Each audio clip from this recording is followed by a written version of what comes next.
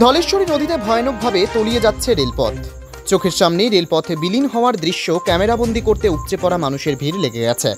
দক্ষিণ হাইলাকান্দির কিল্লারবাগ গ্রামের ধলেশ্বরী নদীতে ফের শুরু হলো ভাঙন। শনিবার সকালে কয়েকশো মিটার এলাকা জুড়ে নদীর তীরে ব্যাপক ধস নামে। আতঙ্কে রয়েছেন ওই এলাকার বাসিন্দারা। কাটাখাল ভৈরবী রুটে অগাস্ট থেকে রেল চলাচল মূর্তি অনির্দিষ্টকালের জন্য বন্ধ রয়েছে। এই বর্ষায় ধলেশ্বরী নদীর তীরবর্তী অঞ্চলের বহু এলাকায় ভাঙন দেখা দিয়েছে। কিল্লারবাগ, দারিয়ারঘাট সহ পায়েলছড়া গ্রামের পাড়ে ব্যাপক ভাঙন শুরু হয়েছে। তলিয়ে গেছে কত সমতল জমি। এবার নদীর গর্ভে তলিয়ে যাচ্ছে আস্ত রেলপথ। বড় বড় ফাটলের মুখে ভাঙনের প্রহর গুনছে গ্রাম সহ রেলের ট্রাক। আর কয়েক ঘন্টা পরেই হয়তো গিলে খাবে আস্ত রেলপথ। তাই প্রতিরোধের আশাও পা ছেড়ে দিয়েছে উত্তর পূর্ব রেল কর্তৃপক্ষ।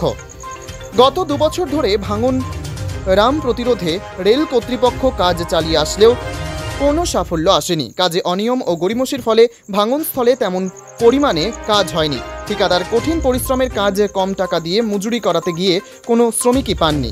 বাইরের শ্রমিকরাও কাজ ছেড়ে চলে গেছেন, ফলে সময় মতো কাজ হয়নি। ভাঙনস্থলে রয়েছেন ট্রাকের সেকশন ইঞ্জিনিয়ার শ্যামল দাস। ভাঙন প্রতিরোধে রেলের পরিকল্পনা জানতে চাইলে তিনি বলেন, ওপর মহল থেকে যা নির্দেশ আসছে তা পালন করে যাচ্ছেন।